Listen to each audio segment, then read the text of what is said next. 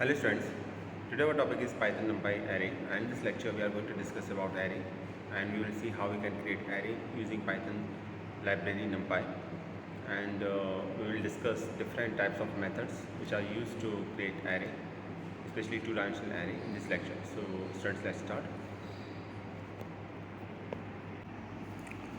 तो चलिए student start करते हैं। आज का टॉपिक है हमारा नमपाई एरे। पाइथन में हम समझेंगे पहले एरे क्या है, नमपाई क्या है, ठीक है, और फिर हम समझेंगे कि किस तरीके से डिफरेंट टाइप्स के एरे क्रिएट किए जाते हैं पाइथन लाइब्रेरी के थ्रू। जो लाइब्रेरी है नमपाई, नमपाई की फुल फॉर्म होती है न्यूमेरिकल पाइथन, और ये एक लाइब्रेरी है पाइथन की आपकी एक। और जैसे पांडास लाइब्रेरी के बारे में आपने सुना होगा, मैटप्लॉटलिब के बारे में सुना होगा, ये सब लाइब्रेरी है। देखिए होता क्या है कि पाइथन प्रोग्रामिंग लैंग्वेज की अगर हम बात करें तो डिफरेंट टाइप्स की लाइब्रेरी होती हैं जो डिफरेंट फंक्शंस को सपोर्ट करती हैं। तो सिमिलर फंक्शंस को सपोर्ट करने के लिए एक लाइब्रेरी बना दी जाती है। जैसे नमपाई अगर हम लाइब्रेरी की बात करें तो ये न्यूमेरिकल कैलकुलेशन करने के लिए, एरे क्रिएट करने के लिए ये एक लाइब्रेरी बनी हुई है। आपको sine x, cos x, log x ये सब निकालना है, आपका एरे पे वर्क करना है। एरे क्या होता है सबसे पहले हम ये समझते हैं, और फिर इसके बाद हम नमपाई लाइब्रेरी की बात करेंगे। तो जैसे लिखा हुआ है, array is a structure that contains A group of elements. Typically these elements are all of the same data type such as the integer और string। तो एरे सबसे पहले एक स्ट्रक्चर है, एक ऐसा स्ट्रक्चर जिसमें डिफरेंट एलिमेंट्स को ग्रुप किया जा सकता है, और ये जितने भी एलिमेंट्स होते हैं इनका डेटा टाइप सेम होता है। जैसे या तो सभी इंटीजर टाइप के होंगे या सभी आपके स्ट्रिंग टाइप के होंगे। So array is a general refers to a named group of homogeneous और of same type of element. तो यहाँ पर ये बात बहुत इंपॉर्टेंट है कि जब हम एरे की बात करते हैं तो वहाँ पर array is nothing but only the collection of the homogeneous element. Homogeneous mean the data type is same. तो होमोजीनियस का मतलब है वहाँ पर डेटा टाइप सबका सेम होगा, जितने भी एरे के एलिमेंट्स होंगे सभी का डेटा टाइप सेम होगा। तो यहाँ पर जो डेफिनेशन निकल के आती है या जो मेन पॉइंट है वो ये है एरे के बारे में, कि एरे फर्स्ट ऑफ ऑल एक डेटा स्ट्रक्चर है जिसमें हम डिफरेंट टाइप्स के एलिमेंट को स्टोर करते हैं, और जो एलिमेंट्स हैं उनका डेटा टाइप सेम होना चाहिए। इट मीन्स होमोजीनियस होना चाहिए नेचर में। अब बात करते हैं नमपाई। नमपाई क्या है? तो नमपाई की फुल फॉर्म होती है न्यूमेरिकल पाइथन, और ये पाइथन की एक लाइब्रेरी है, ठीक है। तो देखिए नॉर्मली जो हम प्रोग्राम बनाते हैं, अभी आप पाइथन 3.3 या 3.7 में वर्क कर रहे हैं, तो ये इसमें आपको डिफरेंट लाइब्रेरीज़ को इंस्टॉल करना पड़ेगा, ठीक। और अगर आपको ये इनबिल्ट चाहिए तो आप पाइथन में आप एनाकोंडा डिस्ट्रीब्यूशन को अगर यूज़ कर रहे हैं, पाइथन के एनाकोंडा डिस्ट्रीब्यूशन को के थ्रू प्रोग्रामिंग को बना रहे हैं, कर रहे हैं, तो फिर वहाँ पर ये लाइब्रेरी ऑलरेडी उसका पार्ट होंगी, यानी नमपाई भी उसका पार्ट होगी, और आपका पाइथन पांडास भी, मैटप्लॉटलिब भी सब आपका पार्ट होंगी। तो मेरा सजेशन यही है आपको कि एनाकोंडा डिस्ट्रीब्यूशन के थ्रू काम कीजिए, ज़्यादा बेहतर है। अदरवाइज़ आपको लाइब्रेरी अलग से इंस्टॉल करनी पड़ेगी। तो यहाँ पर कॉन्सेप्ट ये है कि लाइब्रेरी ग्रुप ऑफ फंक्शंस होती हैं और सिमिलर टाइप ऑफ फंक्शंस होती हैं, और ऐसी एक लाइब्रेरी है जिसको बोला जाता है नमपाई। फुल फॉर्म होती है इसकी न्यूमेरिकल पाइथन, ठीक है। तो ये एक पाइथन का पैकेज है, और इसमें क्या होता है, ये जब हम नमपाई एरे की बात करते हैं, अब एक तो हो गया नमपाई और एक हो गया एरे। तो एरे हो गया collection of similar type of data in A structured way, और नमपाई की अगर हम बात करें तो नमपाई का मतलब हो गया it is just a library in a Python programming language for numerical calculation and for array creation it is used, and the full form is नमपाई is numerical Python. तो अब अगर हम नमपाई एरे की बात करें तो नमपाई एरे दोनों वर्ड को कंबाइन कर देंगे, तो ये नमपाई एरे में आप ये समझिए कि नमपाई array is simply a grid that contains value of the same homogeneous type, ठीक है। तो इसमें आप एक एरे क्रिएट करते हैं नमपाई लाइब्रेरी की हेल्प से, जिसमें सेम टाइप या होमोजेनियस टाइप के डेटा एलिमेंट्स होते हैं। तो पाइथन में अगर हमें एरे क्रिएट करना है तो हमें नमपाई लाइब्रेरी को इंपोर्ट करना होगा। उसके साथ साथ हम उस पर डिफरेंट ऑपरेशन भी परफॉर्म कर सकते हैं, अगर नमपाई लाइब्रेरी को हमने अपने प्रोग्राम में इंपोर्ट कर रखा है, उसका पार्ट बना रखा है। तो कौन कौन से ऑपरेशंस हम नमपाई के थ्रू कर सकते हैं ये समझना बहुत ज़रूरी है। First of all mathematical and logical operations on arrays. हम एरे पर जो भी मैथमेटिकल या लॉजिकल ऑपरेशंस होते हैं उनको अप्लाई कर सकते हैं। Operation related to linear algebra, linear algebra से रिलेटेड हम डिफरेंट ऑपरेशंस परफॉर्म कर सकते हैं। NumPy has a built in function for the linear algebra and random number generation. तो नमपाई में ऐसे काफ़ी बिल्ट इन फंक्शंस होते हैं जो लीनियर अलजेब्रा को सपोर्ट करते हैं या रैंडम नंबर जनरेशन को सपोर्ट करते हैं, जिसके थ्रू हम रैंडमली नंबर जनरेट कर सकते हैं, ठीक है। तो ये बेसिकली नमपाई के काम है। अब एक सिंपल सा एग्जांपल लेते हैं कि किस तरीके से नमपाई लाइब्रेरी को यूज़ करना है। तो फर्स्ट ऑफ ऑल जैसे मैंने बताया कि नमपाई इंस्टॉल होनी चाहिए। अगर इंस्टॉल नहीं है, बेसिक वर्जन के साथ नहीं अवेलेबल होगी नमपाई, तो अगर इंस्टॉल नहीं है तो फिर आपको इंस्टॉल करना पड़ेगा। एनाकोंडा डिस्ट्रीब्यूशन यूज़ कर रहे हैं तो नमपाई उसका पार्ट होगा, उसमें आपको कोई प्रॉब्लम नहीं रहेगी। और आपको जो सबसे पहला काम करना होगा वो लिखना पड़ेगा import numpy, ये लिखना पड़ेगा, या फिर लिखना पड़ेगा import numpy as np।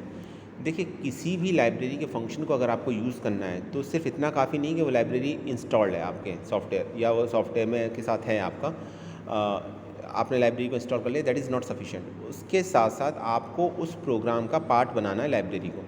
जब तक आप पर्टिकुलर किसी एक लाइब्रेरी को अपने प्रोग्राम का पार्ट नहीं बनाएंगे तब तक आप उसके किसी भी फंक्शन को यूज़ नहीं कर पाएंगे। ऐसा नहीं है कि ये इंस्टॉल है ऑलरेडी तो हम किसी भी फंक्शन को यूज़ कर सकते हैं। फर्स्ट ऑफ ऑल आपको उसे इंपोर्ट करना पड़ेगा। इंपोर्ट एक कीवर्ड है और जब आप इंपोर्ट लाइब्रेरी नेम लिखते हैं तो इट मीन्स आपने अपने प्रोग्राम के अंदर उसको इंपोर्ट कर लिया है। अब आप उसके किसी भी फंक्शन को एक्सेस कर सकते हैं ईजिली। तो जो फर्स्ट लाइन आपको लिखनी पड़ती है सबसे पहले वो ये लिखना पड़ता है इंपोर्ट नम्पाई। इससे क्या होता है, नम्पाई लाइब्रेरी इंपोर्ट हो जाती है। अब नम्पाई लाइब्रेरी से रिलेटेड जो भी फंक्शन है, चाहे वो एरे क्रिएशन से रिलेटेड हो या मैथमेटिकल ऑपरेशन से रिलेटेड हो, वो आप यूज़ कर सकते हैं। सेकंड, आप इसको ऐसे भी लिख सकते हैं इंपोर्ट नम्पाई एज एनपी। देखिए जब किसी भी आपको फंक्शन को एक्सेस करना पड़ेगा नम्पाई लाइब्रेरी के, तो सबसे पहले आपको काम लाइब्रेरी नेम लिखना पड़ता है, डॉट फंक्शन नेम लिखना पड़ता है।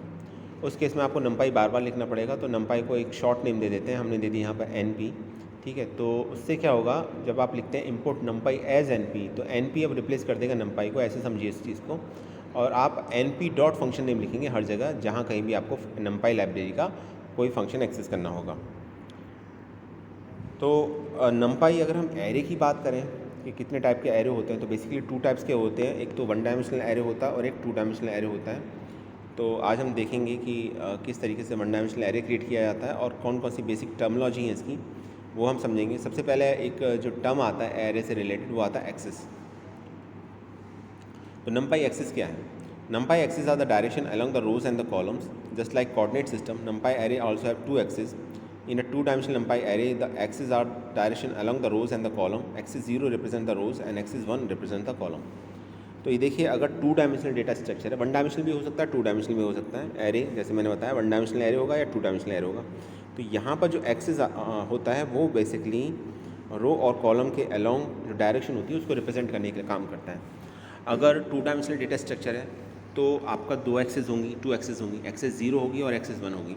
एक्सेस 0 जहाँ रो को रिप्रेजेंट कर रहा होगा, वहीं एक्सेस 1 आपका कॉलम को रिप्रेजेंट कर रहा होगा। ठीक, एक बात तो ये हो गई आपकी। दूसरा ये हो गया आपका इसके अंदर कि अगर सिर्फ 1 डायमेंशनल एरे होगा तो फिर आपका ओनली एक्सेस 0 होगी। ये देखिए, यहाँ देखिए, मैं डायग्राम को थोड़ा बड़ा कर देता हूँ। अब देखिए, यहाँ 1 डायमेंशनल एरे है और 2 डायमेंशनल एरे है। अब ज़रा रो को देखिए और कॉलम को देखिए।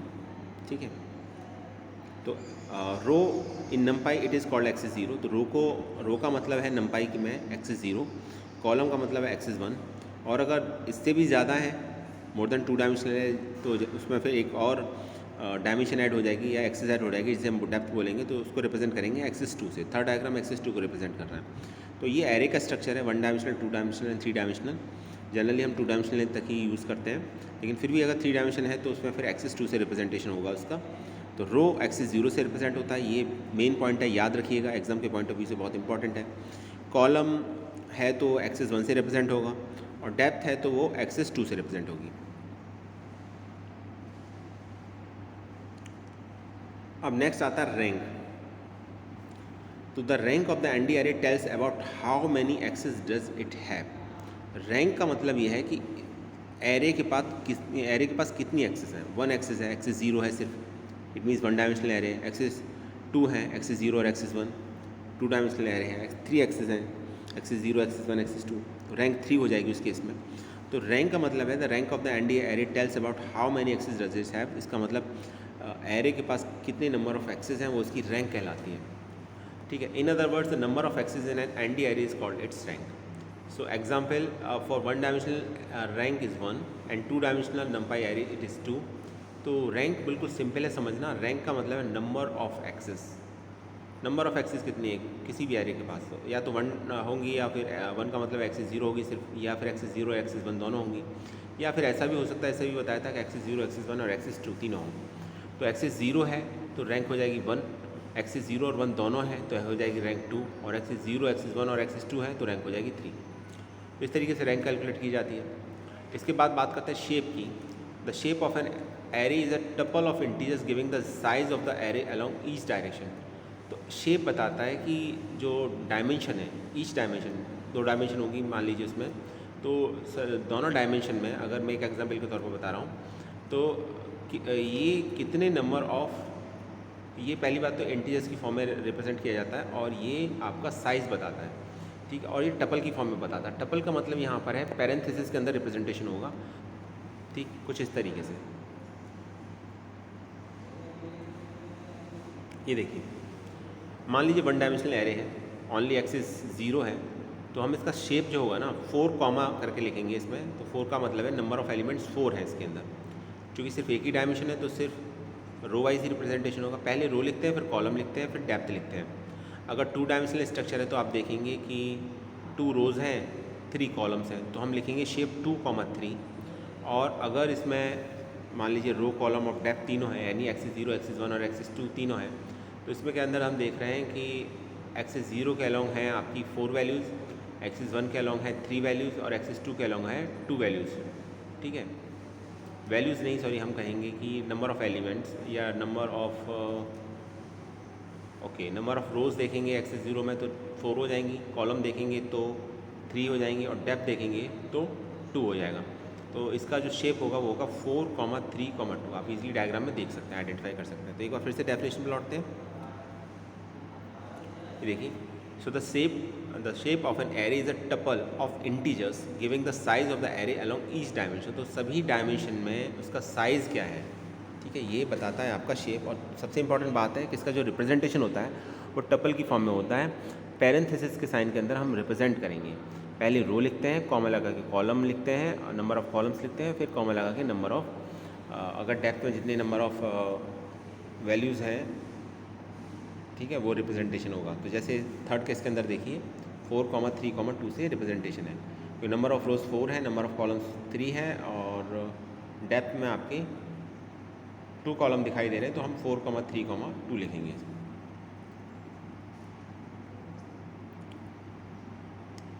अब यहाँ पर एक क्वेश्चन ये आता है कि अगर हमारे पास कोई 1 डायमेंशनल स्ट्रक्चर है तो क्या हम उसकी शेप को चेंज कर सकते हैं, यानी हम उसे 2 डायमेंशनल स्ट्रक्चर में कन्वर्ट कर सकते हैं? तो आंसर है बिल्कुल कर सकते हैं। देखिए, यहाँ पर एक हमने एरे लिया, एरे का नेम x लिया और उसके डिफरेंट एलिमेंट है 1, 2, 3, 4, 5, 6 और एक फंक्शन होता है, फंक्शन का नेम होता है रीशेप। ये जो फंक्शन है ये नंपाई लाइब्रेरी का ही फंक्शन है, तो हम लिखेंगे np.reshape, ठीक है। उसमें सबसे पहले हम काम ये करते हैं कि हम उस 1 डायमेंशनल एरे को पास करते हैं जिसका शेप हमको चेंज करना है। इस केस में वो x है तो हम x लिखेंगे, कॉमा करके हमें उसका न्यू शेप डिफ़ाइन करना है, तो हम न्यू शेप डिफ़ाइन करेंगे टपल की फॉर्म में। तो जैसे मैंने लिखा 3, 2। याद रखिएगा, जब आप न्यू शेप दे रहे हैं तो नंबर ऑफ़ एलिमेंट्स भी आपको देखना है। इसमें टोटल नंबर ऑफ़ एलिमेंट 6 है, तो आप इसे 3 रो और 2 कॉलम में कन्वर्ट कर सकते हैं या 2 रो और 3 कॉलम में कन्वर्ट कर सकते हैं, ठीक। तो यहाँ हम 3, 2 लिखेंगे। आप इसे 2/2 में कन्वर्ट नहीं कर पाएंगे क्योंकि 2/2 में तो टोटल वैल्यूज़ 4 ही स्टोर हो सकती हैं और इस केस में नंबर ऑफ़ वैल्यूज़ जो स्टोर हो रही हैं वो 6 हैं। तो जब आप साइज़ दें, उसे कन्वर्ट करें, रीशेप करें, तो ये आपको ध्यान रखना है कि रीशेप करते समय आपको टोटल नंबर ऑफ़ एलिमेंट्स को भी देखना है। तो 3, 2 का मतलब टोटल नंबर ऑफ़ एलिमेंट्स इसके अंदर 6 स्टोर हो सकते हैं। तो हमने लिखा है np.reshape x, 3, 2। ओके, तो ये आप देख सकते हैं जो आउटपुट आ रहा है इसमें 3 रोज़ हैं और 2 कॉलम्स हैं। तो एक हमने 1 डायमेंशनल डेटा स्ट्रक्चर को, एरे को 2 डायमेंशनल एरे में कन्वर्ट कर दिया रीशेप फंक्शन की हेल्प से। अब डेटा टाइप की बात करते हैं। तो अगर हम डेटा टाइप की बात करें तो डेटा टाइप कौन कौन से होते हैं? डेटा टाइप है पहले इंटीजर। तो इंटीजर में सिर्फ ऐसा नहीं है कि सिर्फ इंट ही होगा, इसमें इंट 8 होता है, इंट 16 होता है, इंट 32, इंट 64, ठीक है। ये सभी इसके डेटा टाइप हैं जिसमें इंटीजर टाइप की वैल्यू आप स्टोर कर सकते हैं। और एक यू इंट है, अनसाइंड इंट जिसे बोलते हैं, इसका भी साइज इसी तरीके से आता है 8, 16, 32, 64। It means you int 8, you int 16, you int 32, you int 64।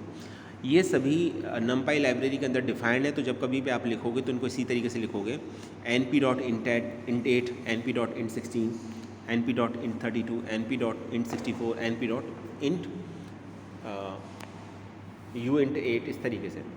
ऐसे ही फ्लोट, अगर हम डेटा टाइप की बात करें तो फ्लोट सिर्फ फ्लोट नहीं है, यहाँ पर फ्लोट 16, फ्लोट 32, फ्लोट 64 इस तरीके से है। तो जब कभी भी आपको फ्लोट डेटा टाइप डिक्लेयर करना होगा तो वहाँ भी आप इसी तरीके से लोगे np.float16, np.float32, np.float64। Complex number का भी रिप्रेजेंटेशन भी होता है यहाँ पर, ठीक है। जैसे आपको कॉम्प्लेक्स नंबर लेना है तो आप लिखोगे np.complex 64, ठीक है, और np.complex 128। तो दो वैल्यू होती हैं, सिंगल प्रिसीजन के लिए 64 और डबल प्रिसीजन के लिए कॉम्प्लेक्स 128। बूलियन वैल्यू लेनी है तो इसमें भी आप np.bool8 लेंगे।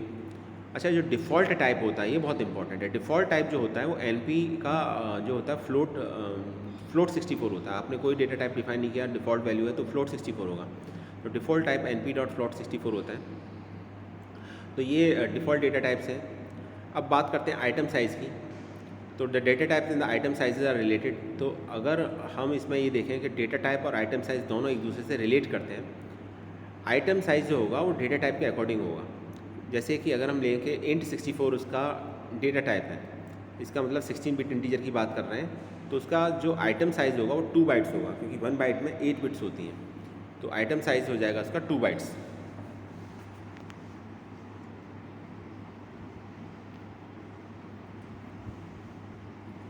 तो यहाँ ये बात इंपॉर्टेंट है कि आइटम साइज़ डेटा टाइप पर डिपेंड करता है। डेटा टाइप आपका 16 है, ठीक है, int 16 है, तो आइटम साइज़ उसका 2 बाइट हो जाएगा, क्योंकि 1 byte is equal to 8 bit, 8 bits.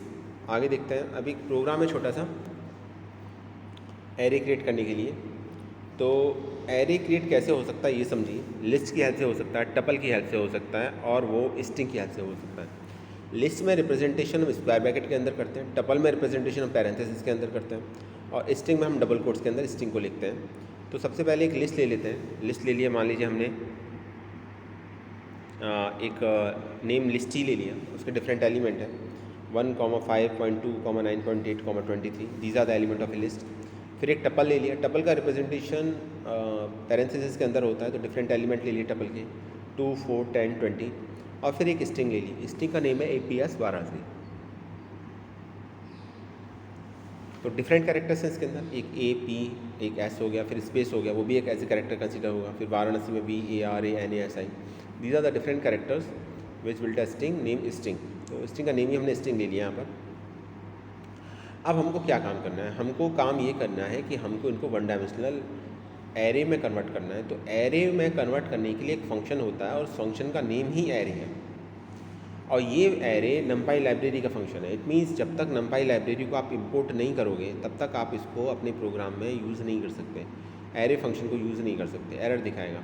तो numpy लाइब्रेरी को हम ऑलरेडी लाइन 1 में ऑलरेडी इंक्लूड कर चुके हैं, इंपोर्ट कर चुके हैं। तो हमने लिखा है import numpy as np। तो numpy लाइब्रेरी को इंपोर्ट कर लिया। इट मीन्स numpy लाइब्रेरी के किसी भी फंक्शन को हम ईजिली अब एक्सेस कर सकते हैं। एज np लिखने का मतलब यहाँ पर यह है कि अब numpy को throughout the program np से ही हमें रिप्रेजेंट करना है। तो एक एरे बनाते हैं। सबसे पहले एक एरे बनाएंगे एक लिस्ट की हेल्प से, फिर एक एरे बनाएंगे एक टपल की हेल्प से, फिर एक एरे बनाएंगे हम स्ट्रिंग की हेल्प से। तो सबसे पहले काम हम लिस्ट की हेल्प से एक एरे क्रिएट करेंगे। तो हम लिखेंगे A1 = np.array लिस्ट। तो लिस्ट को एज ए हम डेटा वैल्यू पास कर देंगे एरे फंक्शन के अंदर।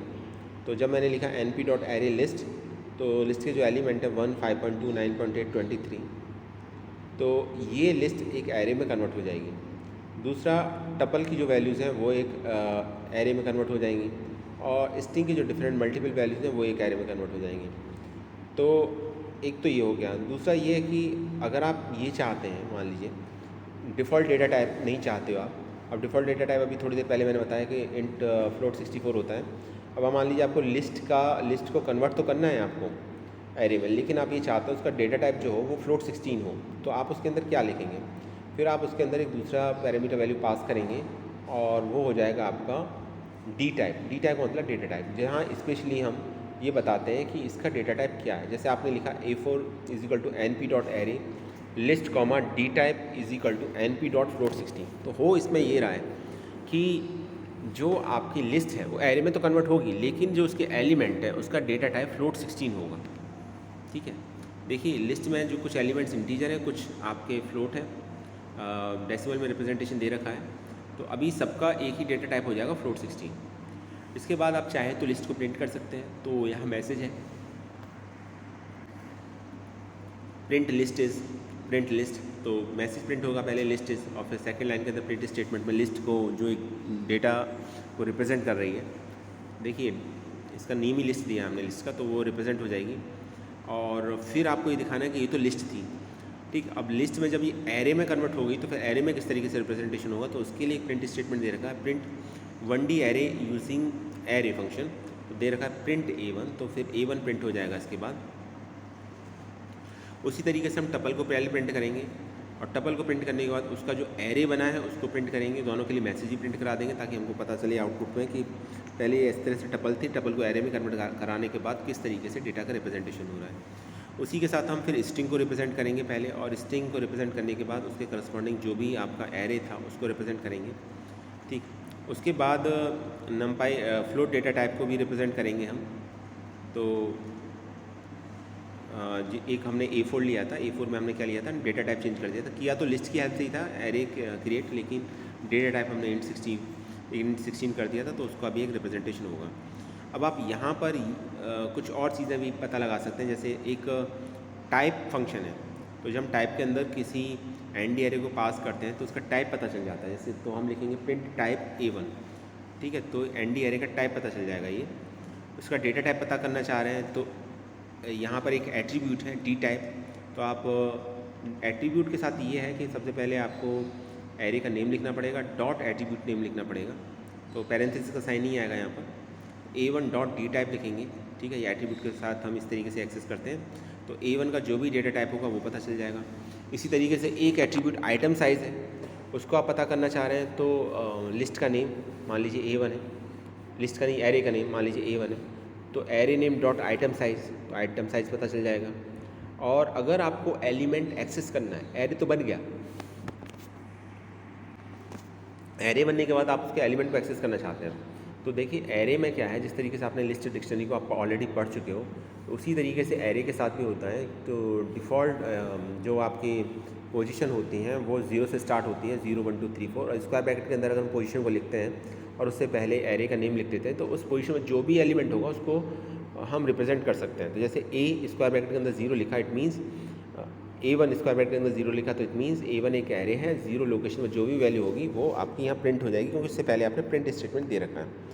इसी तरीके से A1 3 का मतलब हो जाएगा कि 4th एलिमेंट। तो ज़रा आउटपुट देखते हैं इसका। ये लिस्ट है आपकी 1 5.2 9.8 23।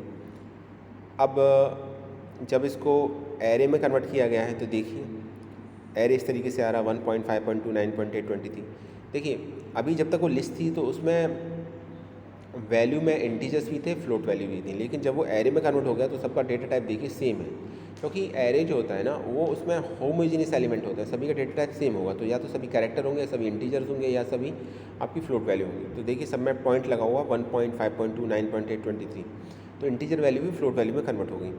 इसी तरीके से टपल है 2 4 10 20, तो जब एरे कन्वर्ट हो जाएगा आपका तो आप देखेंगे इसके अंदर 2 4 10 20। अच्छा ये और नोटिस किया होगा आपने कि एरे का जो रिप्रेजेंटेशन है स्क्वायर ब्रैकेट के अंदर हो रहा है यहाँ पर, और डिफरेंट एलिमेंट को कॉमा से सेपरेट नहीं किया गया है। लिस्ट में कॉमा से सेपरेट करते हैं लेकिन एरे में कॉमा से सेपरेट नहीं करते हैं, तो ये रिप्रेजेंटेशन है, तो ये भी ध्यान रखिएगा। इसी तरीके से अगर आप ये देखिए जब आपने फ्लोट 16 दिया है तो उसका रिप्रेजेंटेशन देखिए।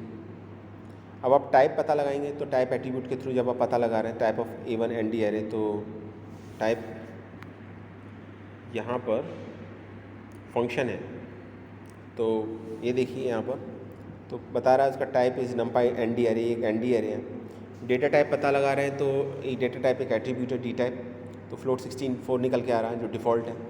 आइटम साइज़ 8 निकल के आ रहा है, फर्स्ट एंड फिफ्थ एलिमेंट निकल के आ रहे हैं 1.0 23.0।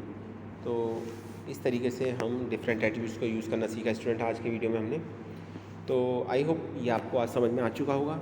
एक बार थोड़ी सी प्रैक्टिस कीजिएगा, स्पेशली जो लास्ट प्रोग्राम मैंने आपको बताया है, तो किस तरीके से लिस्ट को टपल को, ठीक है, हम कन्वर्ट कर सकते हैं एरे में, ये आज हमने सीखा, लिस्ट को, टपल को, स्ट्रिंग को, और उसके बाद हम उसका आइटम साइज़, डेटा टाइप कैसे निकाल सकते हैं, ठीक है, और एलिमेंट को कैसे एक्सेस कर सकते हैं। ऐसे लास्ट केस में किया है हमने फर्स्ट और फिफ्थ एलिमेंट को, वो हमने इसमें वीडियो में देखा।